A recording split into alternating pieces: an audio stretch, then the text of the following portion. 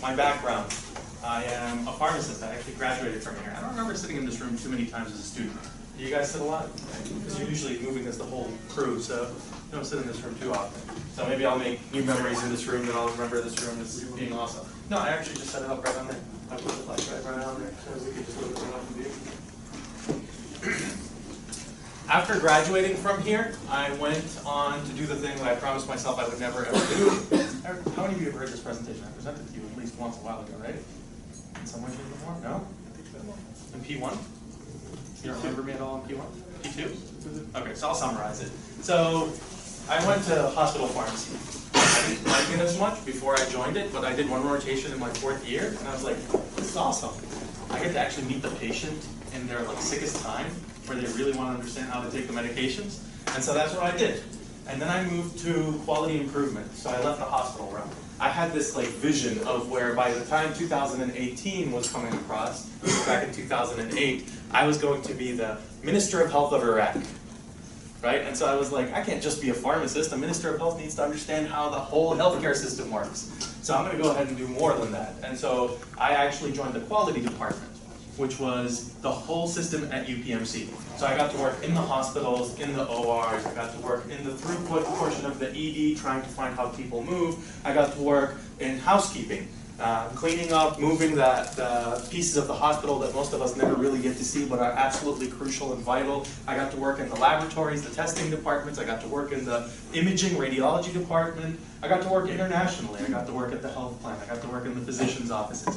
I essentially told that quality department, if you give me 100%, I'll give you 100% back. Literally, I told them, if you give me 110%, I'll give you 110% back, if not more, but I realize now that's a lie. You can't physically do that.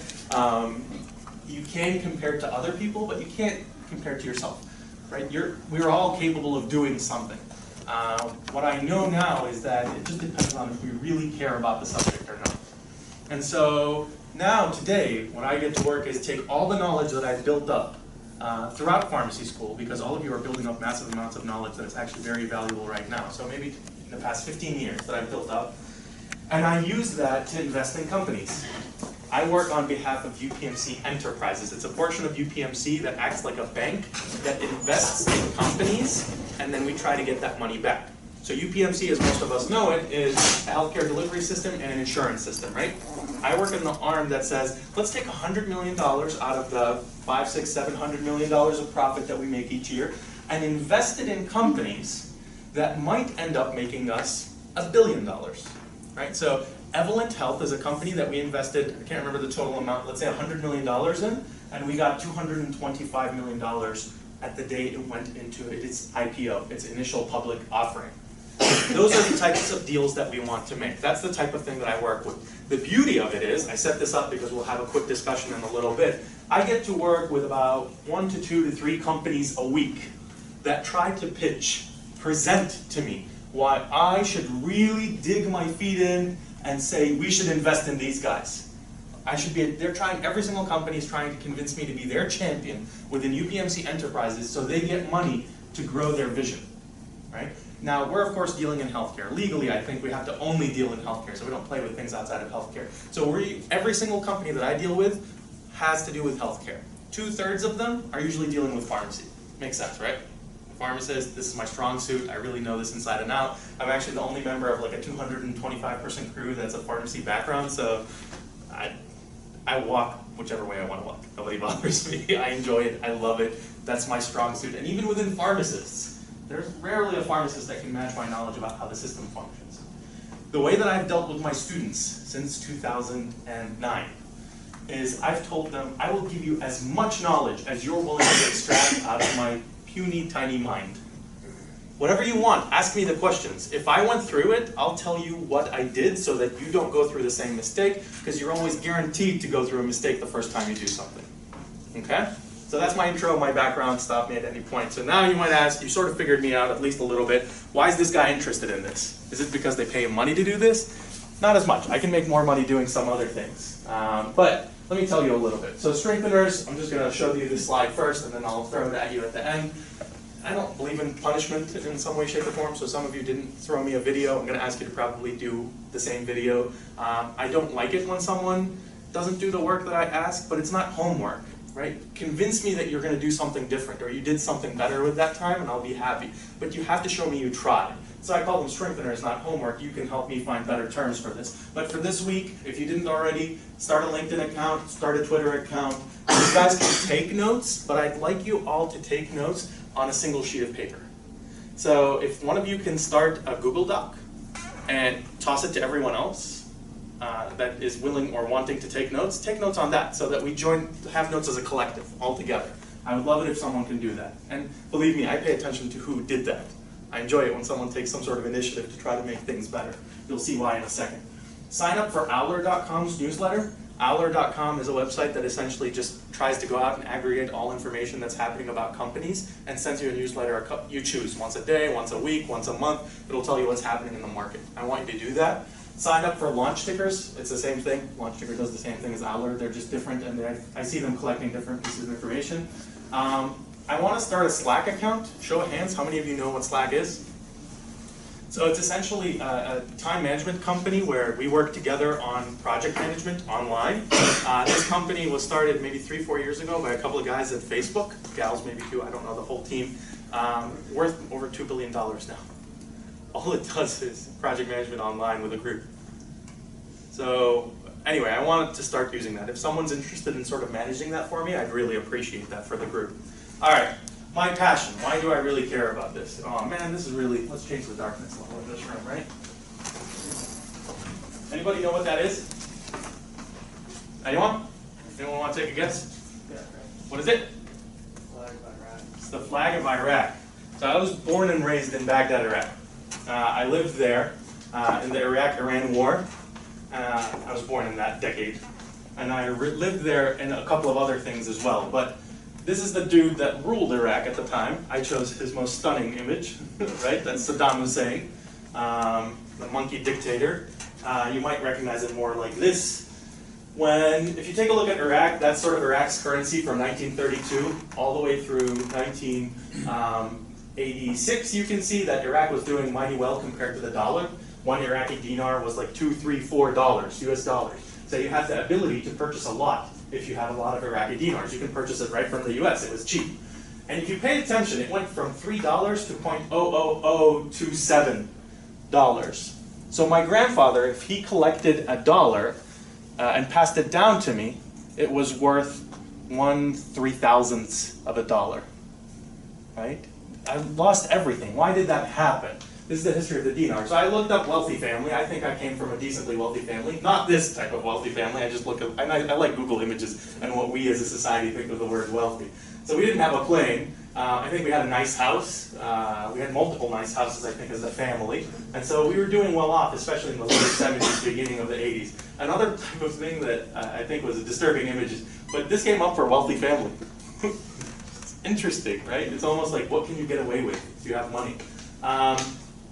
This is what Saddam did in '91, which was the Persian Gulf War. He invaded Kuwait, and then when he was pushed back, he decided to light the oil fields on fire. So this is the type of person that I was dealing with as my dictator when I was very young. This is the type of image that you would continuously see. He would bomb his own people. What it pushed him towards is sanctions. So Iraq faced massive sanctions. The United States wanted to make sure that they controlled Saddam. What they didn't realize, or perhaps they realized, what I want you to realize is sanctions is the worst way you can punish a people. Because you're essentially taking the leadership of that area and you're saying everyone will be forced to push that leadership out. We're going to punish everyone altogether. I just came back from Iraq last Wednesday. Sadly, I go back at least once a year. There were some years that I was going back 3 times a year. I'm interested in business in Iraq.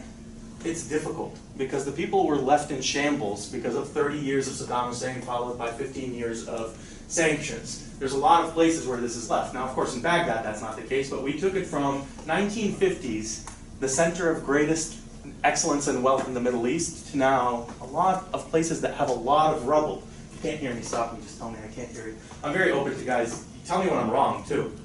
Meanwhile, while the people of Iraq were dealing with a lot of problems, Saddam lived like a king. He's a dictator, but he lived like a king. The best cars, so these are some of the cars, they're dirty because this is after the invasion. The best cars you can possibly have, the best boats you can possibly have. When it came to homes, he had like 44 mansions across Iraq. Not mansions, palaces, right? Palace after palace after palace after palace, the grandeur, inside, outside, gorgeous, swimming pools everywhere. This is what he lived in. And of course, Saddam's galleria of chairs are endless. Like, he just loved chairs for some odd reason. Chairs everywhere. Guns, gold-plated guns. I don't know if they're fully gold, but at minimum gold-plated. The best food and the best health care. And the interesting thing is kings end up getting this. Dictators get this, but kings end up getting this type of thing too. It doesn't matter when you lived. Kings got the best of the best, right? The beauty about it is when a king gets the best food, the best water, think about it, 300 years ago, 400 years ago, usually the king is the only one that really bathed all the time with warm water. Right now, what happens? Almost all of us choose to bathe with warm water. We enjoy it. Have clean water for drinking. Tasty food right around the corner. Historically speaking, the majority of us now live like the kings of before. What really drives me and what really pushes me to ask all of you to think about the world differently, to try to change the world around you, is the way that I was sort of oppressed as a child. Saddam lived like a king, and I think if we do things right in maybe 30, 40, 50 years, the average person can live the wealth, not the oppression, the wealth that Saddam lived.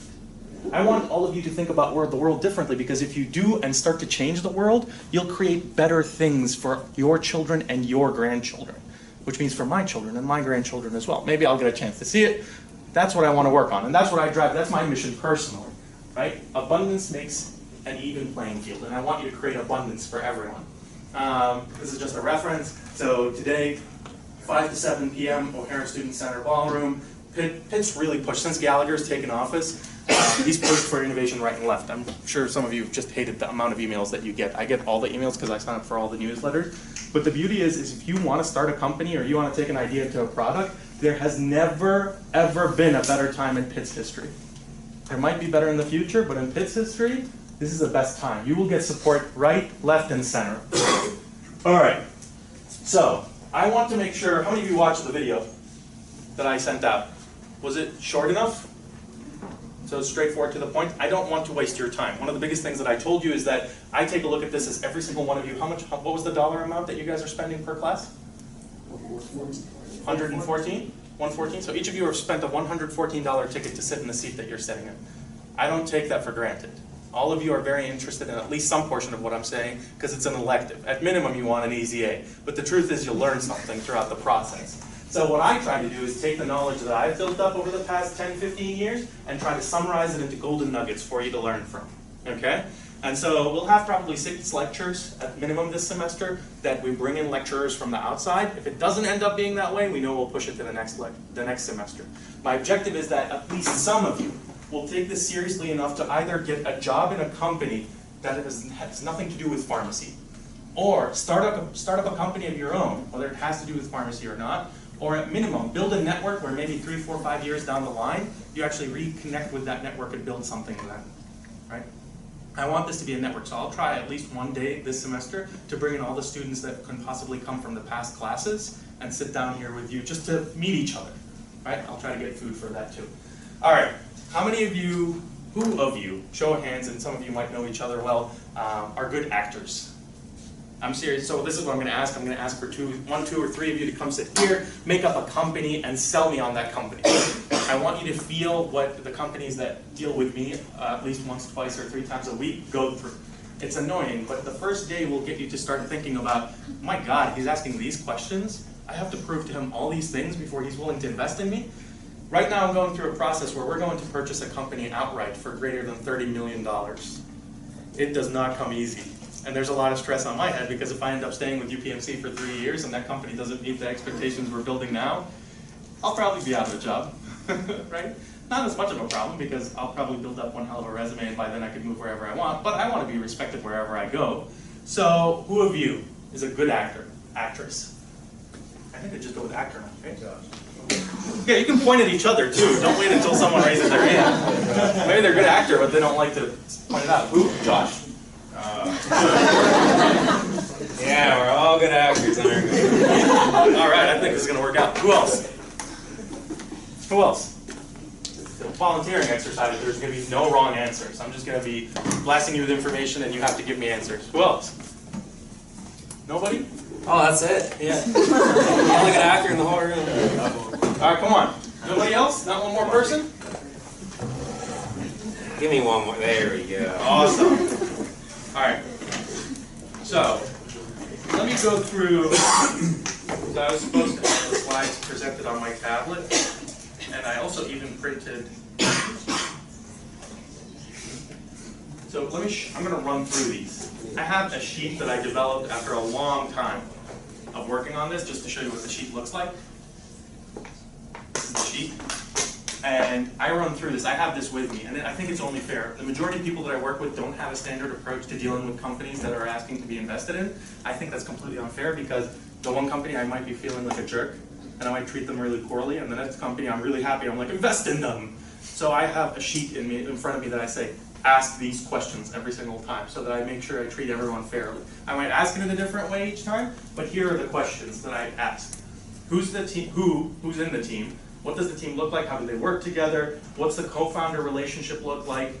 Meaning that not the whole team, but just the co-founders. What's the experience of the team look like? What's the problem that they're dealing with? What's the pain that they're really dealing with, which is different than the problem. The problem is an issue. The pain is what people feel, the visceral feeling that they get because of that problem. What's the solution they're giving me? What's the process? What's the pain game? Meaning, and you'll learn through all of these things throughout the semester. I'm giving you like the whole semester in one sitting at the beginning. The pain game is what the person who's your customer is going through to get that solution success or the solutions output. They have to go through some sort of pain. So think about it this way. There's a problem, I provided a solution, it costs $300 a month to provide that solution. That's a pain game. There's a pain, it's a $300 pain to go through. Competitive competition, what's the uniqueness of this product, what's the differentiation, what's the product market fit, what's the business model, the value proposition, what's the addressable market, what's the timing look like, the stage, the traction, the growth, the execution, the minimally viable product, if they've developed it, what are the milestones, have they pivoted on anything yet, what's the SWOT, anybody know what a SWOT is? So it's an analysis, SWOT analysis, strengths, weaknesses, opportunities, and threats. What are the barriers? Can it be commoditized? Can a company come all of a sudden and make it so that this thing that we're trying to sell for 30 bucks a pop become $1 a pop or a penny a pop? Can someone just destroy us in the market? What are my notes on this company? I have that section, the general information, the pilots, the partnerships that this company is going through, who's the target customer, what's their funding, what are they asking, what's their pre-money, post-money, what's their current runway, their burn rate, and the timeline. All right. Answer all that. Go. You haven't answered it already? All right. You guys are going to have to play someone else's game. So, what company are they pitching me for? Let's stick to pharmacy. What does their company do? Just shout it. Do we pick it like a company already made, or just No, make it up. Make it up. And I can hear from either side. Make up a pharmacy company that they have to pitch me on. What does it do? Not MTM, by the way. Make it up. Yeah, don't do anything that's already in existence. Like a new drug? Whatever you want. Oh. You want a new drug, a new process, a new pharmacy. Do a new way to inject epinephrine. A new way to inject epinephrine. All right, sounds good. Everybody good with that? Come on, Brandon.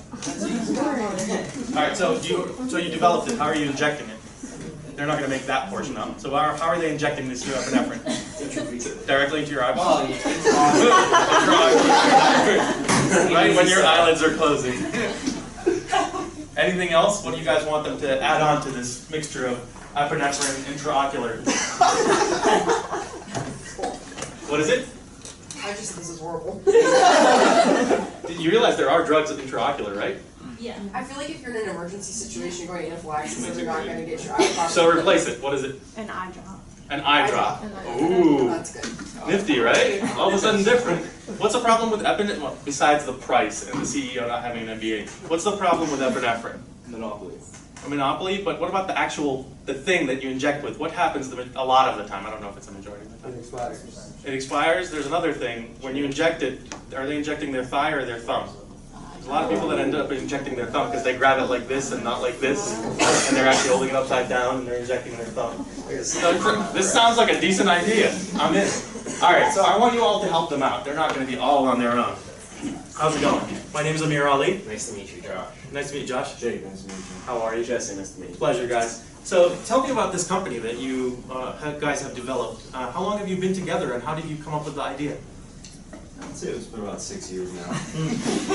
And Josh here actually has some history with allergy problems. Okay. And he had a run with his EpiPen. Okay. So we decided to come up with a new way. So I don't know if you all realize this. That's actually a beautiful way to start it. That's a beautiful way to start it, because now you're giving me a particular story. It's an interest. I know if I invest in these guys, they're not going to run away from it because it's a personal problem. So a lot of times we deal with companies where the person's coming in. I'm almost guaranteed if the person's coming in with an issue to do with cancer, someone in the family drove them to start it. Right? And there's passion. There's a reason why something's done. So thank you for that start. I'm going to do this where we sort of keep moving. So that's excellent. What's your background? What makes you an expert in this, guys? Well, we graduated from pharmacy school about 10 years ago. We worked in the community for a little while. Okay. And then when Josh presented his idea to us a few years back with the increased price in the EpiPen, we thought that we could make like a cheaper, easier solution for patients who have allergies. Okay. What about your individual backgrounds? Where did you guys work? Well, I started off in the coal mines. Where, you do have a lot of irritation down there, though. Then you come up and then there's a lot of allergens out there, and I realized it was a serious thing. And, I go to these clinics and see other people have the same problems, and I just realized that there are a lot of people that could benefit from something like this. Okay. So I started doing a little bit of research, and I got together with these guys, and we found what we think is a great idea. We got it started in production a little bit. Excellent. So did you graduate from pharmacy school as well? I did, yes. Okay, sounds good. I wanted to make sure. What about yourself? I actually went to medical school. Okay. He's talking about his first choice, but it was way too expensive. So I came out a surgeon, and That was not his first choice. That was the only residency available. it's a good couple years. Yeah. And then looking for something else because the hours were no fun. How are you enjoying paying student loans off? I'm not. That's why I'm looking for a way to make money without having to work. Anybody know how much? Does anybody know how much a physician leaves medical school with in terms of loans? 200,000. You have a nice mortgage after you, and you have to care for patients. And the way you make money is by charging per service offered. What are you going to do? It's not a fair system. So never blame the physician or the nurse or the pharmacist. The system that's set up is actually inappropriate. Sorry, that's excellent. And you already told me your background. That's great. So you guys are, as a group, are very interesting. How many people are in the team as a whole, besides you guys? 30. There's about 30 of us. All like Shouldn't have listened. Okay, so this is interesting. The reason that I'm asking for this is because if I'm investing in a company that's early stage and they have 30 people, what's the problem with that? They're paying 30 people. What's the average person making in a sophisticated company like this? $5 an hour. They're not in Iraq. so 60 to 100 grand, at least in a startup like this. You have to attract people from their nice jobs to come innovate something new, so 30 scares me. Right? Well, I'm actually looking to hear like less than 10, and those less than 10, 5 of them better not be getting paid anything, because they're working on their own time and equity in the company. And we'll speak about all these terms, all of the terms that I spoke of there, in addition to other terms. So tell me more about, you told me about the problem and what you faced. What's the problem that everyone faces that might be your customer? What's the true problem that they're facing? I think there's two major ones. Okay. The way that the EpiPen is injected and the cost. The way that the EpiPen is injected and the cost. Why was that nice, everyone? He just summarized it into 2 points. I just have to worry about 2 points. Right? And there's a pain reference to either of them, the pain that I have to take my wallet out and pay for it, and if you're going to choose the thumb thing that I chose, then that's the other one. That's very nice. All right, so what's your solution? Eye drops. A way that you don't have to inject the medication. Why hasn't anyone thought about this before? Well, they're not as smart as us. You laugh, I hear that all the time. All the time, I hear that. So what's the pain gain associated with this? The pain is getting the product out to the market and looking for investors and a way to actually get it running. Excellent. What about your customers' pain gains? Availability, probably.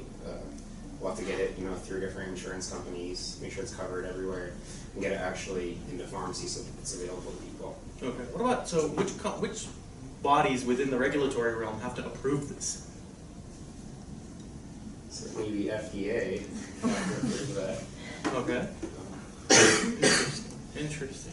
And by the way, you have to, like, because this is what happens. So I want you, one session that we'll do is the pitch, how you pitch, and this is completely unfair, right? Couldn't be more unfair. I'm just going to put you on the spot without any training or practice. But what happens is if you forget something or something that you want to reference later, stop me at any point. The whole 10, 15 minutes that we're spending together is time where you can impress upon me why I should invest in you, not just the time that I ask that particular question. All right, so tell me about why you're unique. Why can't someone just come and replicate this? Are you just using epinephrine and just putting it in an intraocular? Is that available? We actually have a unique formulation that has a different way of being absorbed.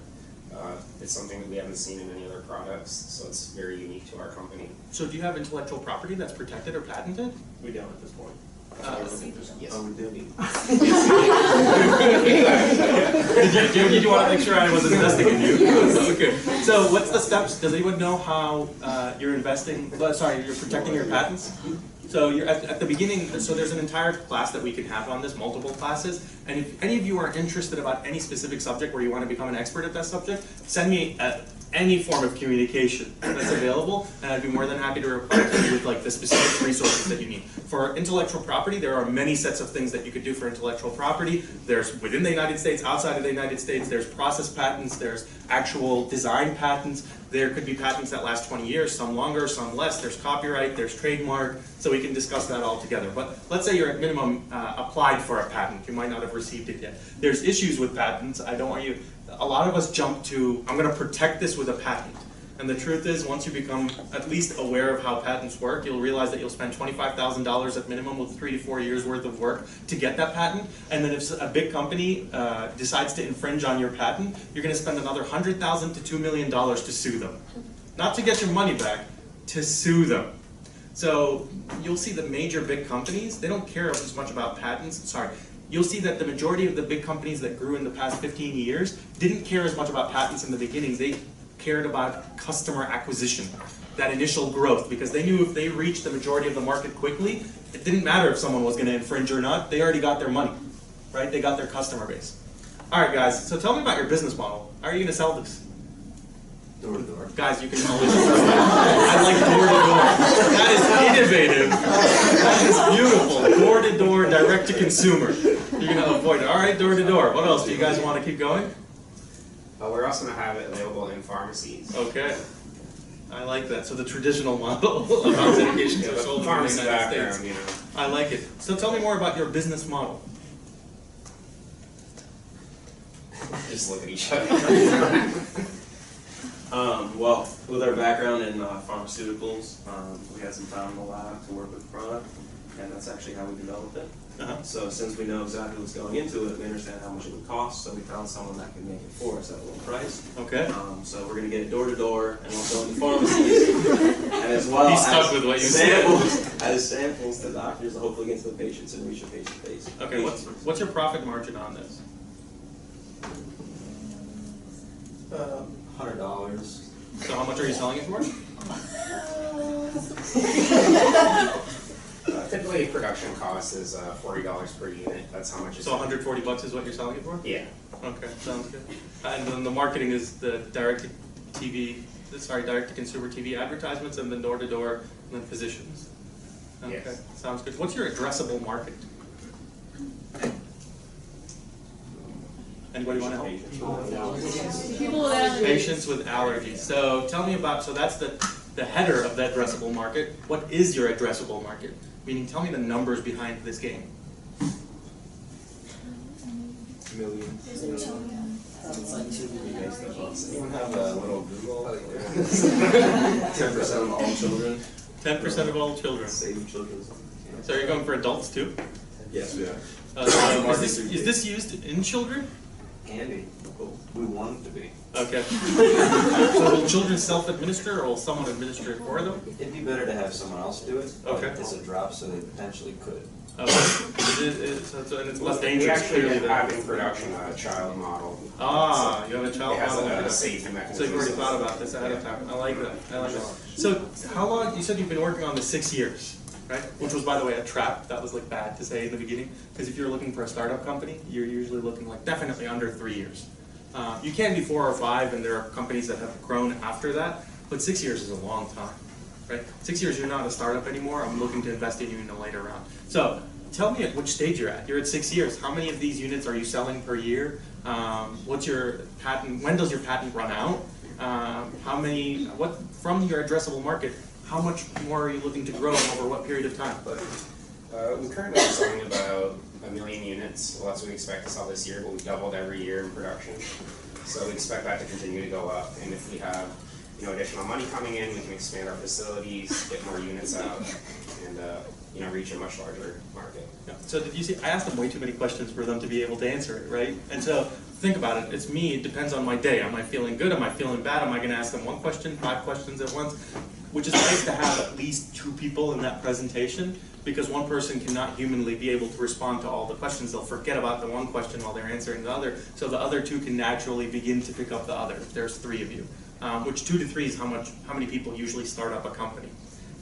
So tell me about your beyond a minimal viable product. Minimal viable product is that first thing that you initially created. Tell me about your funding. Who's already invested in you and how much did they invest? Let's cut the years back to 2. You're only 2 years, not 6 now. Can everyone hear me? Yeah. Okay. Donald Trump is funding a lot. A lot of our production. Especially most recently with news reports of Hillary trying to jump the price of the EpiPen. Interesting.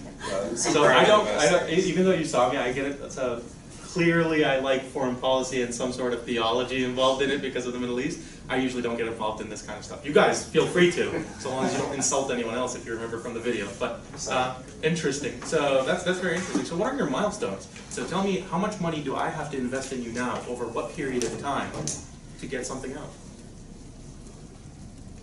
I would say if you gave us $10 million, within the next 2 years we could quadruple production. So what does that mean for me? So if I'm investing in you, and I'm giving you $10 million today, if you could quadruple production in 2 years, 3 years, 4 years, in 5 years, how much money do I get back?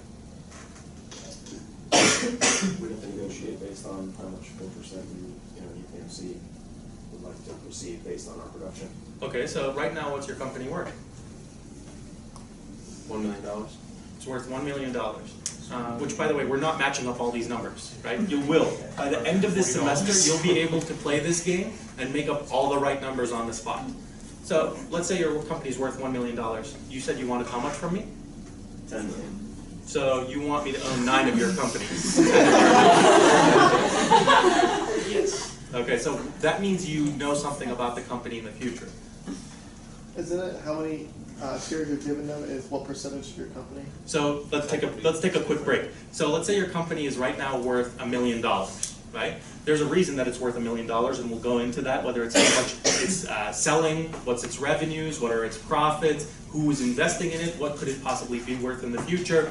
But generally, let's say your company's worth $1 million, you're not going to be asking for more than $1 million if you're telling me it's worth $1 million.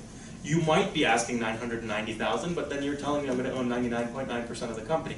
Most likely, if your company is worth $1 million and I'm your first investor, you're asking for $50,000 to $100,000 to get it into proof of concept. If you guys have been working in a company for 3 years and you've developed a product and you're selling it, it's probably worth a lot more than $1 million. You're probably at 10, 20, $30 million, and you're asking, so let's make it 10 to make it simple, I'm your third investor in, it's worth $10 million, you're asking me for $1 million, I own what percent of the company? So you'd think so, wouldn't you? Right? So I own, so what's 10 million plus $1 million? 11 million. What percent of that do I own? I own the 9% at the end, right? So it's actually the plus. So there's the pre-money, post-money, if you remember I put that up. So if I give you $1 million and you are worth, before I give you $1 million, 10, you're now worth 11.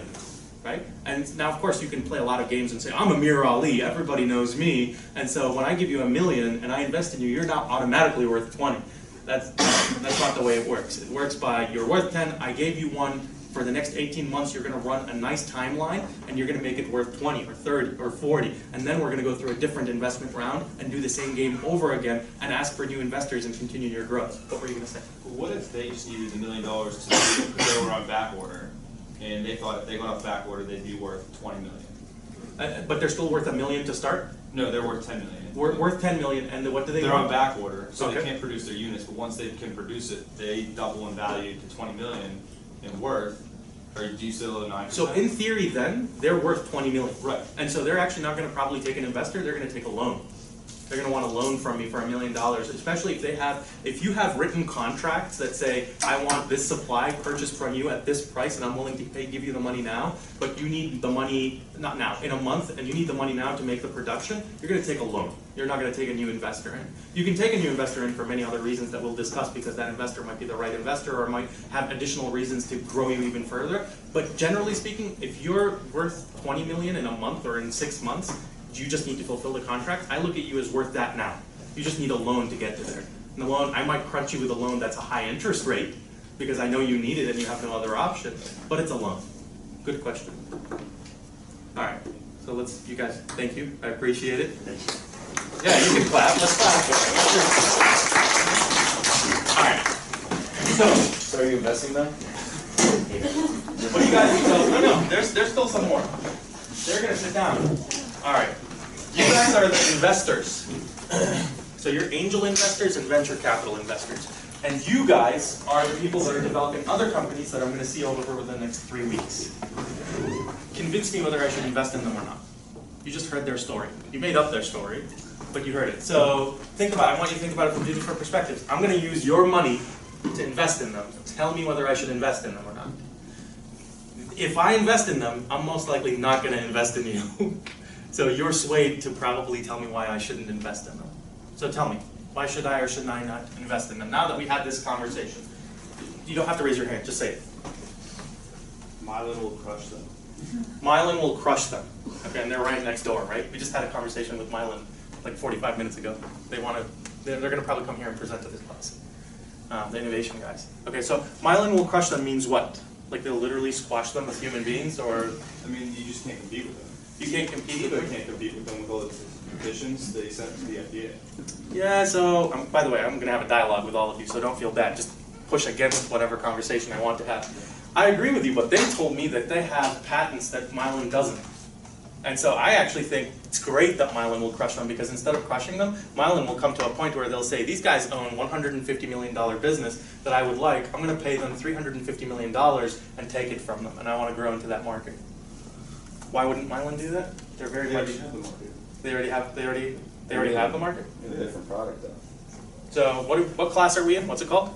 Innovation. Innovation. And innovation, generally speaking, is you take something that already exists and you build a new process or a new way of doing it that is better, cheaper, and sometimes by 10, 100 times, and you put it in its place. It's actually rare that Mylan would ever create the new innovation. Why? Because you said it, they already own the business. Why would they create a new product that destroys their own business line? So a good example of this, I believe, is back in the 90s. So excuse me if I get some of the details wrong. So Charles Schwab, I'm going to stop blinding myself. Or try to at least. Oh, I can just press P, right? Isn't that how it works? Voila. Okay. Charles Schwab. What comes in the 90s? So before the 90s, your fathers and grandfathers and mothers and grandmothers, when they invested, they would call their advisor and say, I would like to buy 100 shares of Pepsi. And they would tell them it's going to cost ABC amount of money, and they say, okay, and they would charge them $79.99 to do that transaction. It's their money, they're buying Pepsi, that transaction was $79.99. What came in the 90s? You guys know, how do you do your trades now if you want to purchase stock? E-Trade. E-Trade. Right? I remember their commercials were hilarious. They were like, so they had the Super Bowl commercial where there was a set of dancing monkeys, and they were like, we just spent $1 million. That's how successful we are. That's it. It had nothing to do with trades. So why is this important? Let's go back to Schwab. Charles Schwab was doing $79.99. They had a business much like Mylan does with the EpiPen. Their leadership was actually extremely innovative. It's rare for companies to have extremely innovative leadership. They knew that if they went to the division within Mylan that actually had the EpiPen and asked them to innovate, they couldn't, because it was destroying their own product. It was cannibalizing, if you will, their own market segment. And so what they did was they literally took some of the smartest folks from that division, put them into their own division, and said, it is your task to find a way for us to destroy that market. And so they created the $7.99 or something, so it's a 10x almost multiplier. And I believe it was 2 to 3 years, they had to shut down that entire $7.99 division, and they moved the majority of the people to the other division, but they actually still kept control of the market. So in this instance, we're talking about drugs. The moment you talk about drugs, it hurts me because the process is like a 10-year process. I like IT a lot more. IT, you saw it. So Facebook is a perfect example of IT. It's how many of you have a Facebook account? Show of hands. Okay. So the story of Facebook is incredible. If you were the 1,000th employee at Facebook, when the stock reached its peak, do you know how much stock in dollars you owned? The 1,000th employee, you owned $20 million of stock. If you were the 100th employee, you had almost $200 million, right? So now they call that a unicorn. Like, I'm not gonna start a company and say, I'm the next Facebook. No, don't be foolish, don't fool yourself. But it's nice to understand those case studies, and I'll actually present those case studies to you guys in videos where I tried to take like 3 hours worth of lectures, condense them all into like 15-minute segments like the one that I did, and just give you the presentation. Mark Zuckerberg is probably one of the most successful CEOs for maintaining control of a company. Do you know what percent of Facebook he owns? 10%. So through this investment round, where we sat down and they tried to pitch me on the company, this starts happening from the beginning. When you guys start and you have an idea that you want to take into principle to make people's lives better, you're going to have to work hard. You're going to probably have to give up 3 years of your personal life to do this. But if successful, the beauty of the United States is you will be rewarded heavily and mightily if you're successful. And if you're not, learn from that failure, and most likely you can get a very decent job at $150,000 a year working in a firm somewhere, using that experience that you gained to make other people's lives more successful. So the way that it would have worked is you would have asked me day one, not day one, 6 months after you've done some work on it, you would have come to me and you would have said, we need $50,000 to make this work. Let's say I approved and I was an angel investor, maybe friends and family. You had a rich uncle who has a lot of money, they're retired, and you're like, uncle, I need 50K. You'll own 3% of the company because we believe it'll be worth XYZ. They call them friends, family, and fools because they're probably fools even if they're friends or family. You're going to lose the money. There's almost always a chance of you losing the money. So you finished with that round. You did another 6 months of work and it worked out really well. You have 10 customers. What do? You go to an angel investor, a rich person that's not your uncle, right? Who has money and wealth on their own. And what do? They're sitting down, not doing too much, and they want to invest their money in people that can get the money back, and they usually have a cause. You'll usually find angels will have a cause, and you're working on a cancer solution, they have a reason to solve that. You're working for an asthma solution, they have a reason to cause that. Child obesity, they have a reason to work for that cause. So you do the angel round, and what you're doing is you're diluting yourself. Each time, you're losing a percentage of the company. You don't just give equity in the company in shares. When you give them in shares, you're actually giving a percentage that you are losing up as the founders. Each round, you gave a little bit to your uncle, but then the angel took probably 10 to 15%. And then you go for another round. And then the next set of investors probably took 20%. And then another round later on, and probably another 20, 25%. One of the most successful instances of a company going throughout the whole process where the CEO still controls power is Facebook. He owns 10 to 11%. That's what he owns. Now, the beauty is he owns $33 billion of stock, but it's only 10 to 11%. So don't worry about it. And the beauty of the game is you can just keep going back and forth. And this is the game that I live on a day-in, day-out basis. UPMC would be fooling itself if it didn't think that I don't think, how do I build my own company? The beauty is, for them, is they know when I build my own company, if I leave and start my own company, who am I going to go for investment? I'm going to probably go back to them very quickly because I know them inside and out, and I know I could get the best deal because I know them inside and out. What I want you all to be able to do is to recognize that for 7 more minutes. Promise you 10 minutes, right? Recognize all the resources that you have here at Pitt. That's what we'll spend this semester on. You'll recognize how companies have failed and succeeded before. You'll recognize the opportunities. I guarantee you, none of you truly know how pharmacy functions. Because I keep learning new things all the time, and I investigate it day in, day out. I ask people all the time, when these companies come in, they've spent 6 months trying to find a solution for one thing in pharmacy, and I get to interrogate them about everything that they went through. So I have to collect a lot of knowledge. That's the knowledge that I want to give back to you. Once you've learned all these resources and things here, I don't want all of you to do this, but I want some of you to say, I want to change something. Every time you're in a pharmacy, how many of you are working in a pharmacy right now? Not like you've worked in the summer somewhere, you're working some way, shape, or form. Every time you thought, this is annoying, this is wasteful, why am I doing this? Seriously? Every single time you thought that, that's probably something that you can change. We're coming to a point where technology has become extremely cheap. We're coming to a point where there are teams upon teams working on ways to invent new solutions and sell it. I want you to be the folks that do that. I want you to be the folks that get accepted into Y Combinator. Y Combinator is an accelerator. We'll learn about accelerators, but essentially, upon admission to the Y Combinator program, your company's worth $1.5 million because that's what they value you at. And what do you get out of it? You get to live in San Francisco for 3 months while they train you how to become a better businessman, businesswoman. That's what I want. That's what I want for all of you. Because remember, my mission is truly for a better humanity. You'll make money in the process, I hope, but at the end of the day, in 50 years, we'll live like kings. Right? The kings of today, at least. That's what I want. So, let's take a pause. What are your thoughts? This is the first time you guys really got to know me a little bit, so... This is probably a stupid question, but can you explain how Facebook makes so much money? Yeah. I have So very good. Facebook does not make so much money. It does not. It is the belief in investors that Facebook can make so much money.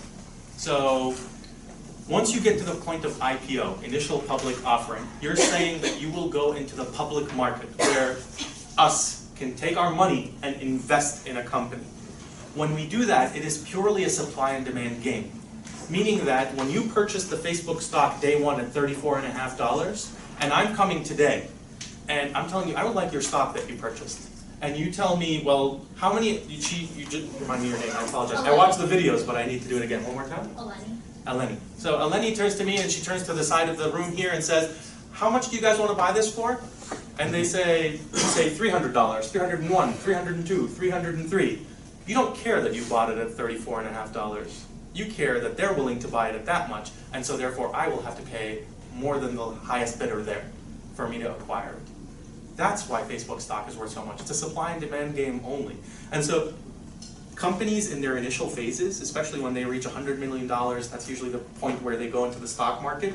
So you'll hear this all, 100 million, 100 million, 100 million. That's where everyone wants to go because that's when NASDAQ and Dow will put you on. NASDAQ, that's where the one you really care about in IT. What will happen is now people get to judge your company. And there's a lot of people that are like, Facebook will be the future. They'll control everything. And so I want to buy it. I don't care how much it's worth. It's going to be worth much more in the future. That's how Facebook is worth so much. It's not because of revenues. Now go to a company like Pepsi. Not so much, right? Pepsi is the question of, will Pepsi purchase a new product line and continue to grow at 3%, 5%, 10%? How much are they going to give me back in dividends? And there's a lot of questions in that. That company is based upon how much revenue it generates. Where do they get the physical cash, though? So, pre-IPO, your cash is only by your investors and your revenues. That's it. No other sources. Once you go IPO, you have that additional investor set, which is the people, everyone. That's where your cash comes in. So you're making money one of two ways. Either people are buying something from you, a service or a product, or someone's giving you money to invest in building something new. What else did I make you guys think about during this time? Sorry if I missed this. In the beginning, you said you went to pharmacy school, but where did you learn all this business and stuff? So remember, my goal was different, right? My goal was to be Minister of Health. And so I needed to play a game with executives and CEOs in the future if I was going to make it. Which, by the way, after this trip to Iraq, I'm going to delay that by another decade. It's not going to happen. There's too much corruption. I'm not going to be able to succeed there, sadly. Honestly, YouTube videos and experience. So you didn't go get your MBA or anything? Nope, I never got my MBA. I actually have been trying to push myself to find a reason to get my MBA because I know a lot more than a lot of MBAs that I deal with. Yeah. But that's because pharmacy school really trains you well. Really, I mean, seriously, one of the biggest things that train you here, do they still say this? When you're asked a question and you don't know the answer, what do you say? I'll look it up. Right? I remember, so whenever they did it with us, they said, I don't know, I'll look it up. Right? That's it. I remember, so I got a rotation, so when I worked at UPMC Braddock, that was the hospital that I worked in as a clinical pharmacist, I went in, and during my rotation, they were like, "You know everything." I was like, "No, I have an iPhone. It just came out. Everything is on there. I promise. I can just reach it really quickly." And they loved me for it. They gave me a job as a clinical pharmacist. So, have I breached the time? I think I probably have. 1 minute. Thank you for all of your good questions. Let me take this off.